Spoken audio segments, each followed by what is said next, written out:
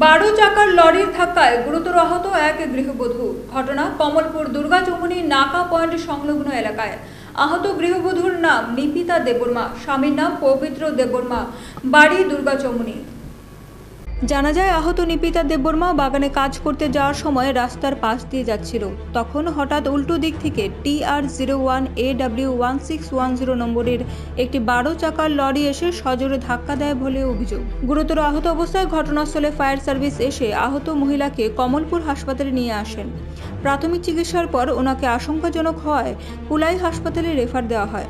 ঘটনায় ক্ষুব্ধ এলাকাবাসী লরির চালক তাপস শাহজিদকে প্রচণ্ড মারধর করে। লরির চালককেও আহত অবস্থায় কমলপুর হাসপাতালে নিয়ে আসে কমলপুর থানার পুলিশ।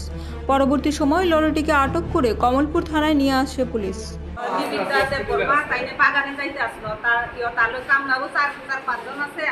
এরপরে তাই তো একদম রাস্তার একদম সাইডে দিয়ে হাঁটতে আসে, কিন্তু এই সময় ওই 12 চাকার গাড়ি পাঞ্জাব বডি আইয়া মানে পিছনে ওভারটেক করছে পুরাটা গাড়ি, কিন্তু পুরো সাইডে দিয়ে চাকাও গেছে না, ওভারটেক করে দেখো টাকা দিয়া তাই না এমন স্পিডে গেছে। সামনে তো কিন্তু নাকা পয়েন্ট পুলিশ আছে, পুলিশের এখানে আটক করছে আর কি গাড়িটা।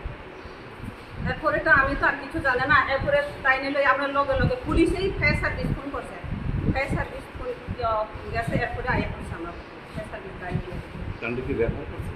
এমনি তো স্যার রেফার করছে অকলাই। নাম নিপিতা দেববর্মা। স্বামীর নাম? স্বামীর নাম পবিত্র দেববর্মা। বাসা কোন জায়গায়? এমনি তো বাজার দুর্গাচৌমুহনী। আপনার নাম? আমার নাম জবা দেববর্মা। আপনার কি হয়? আমার ননাস।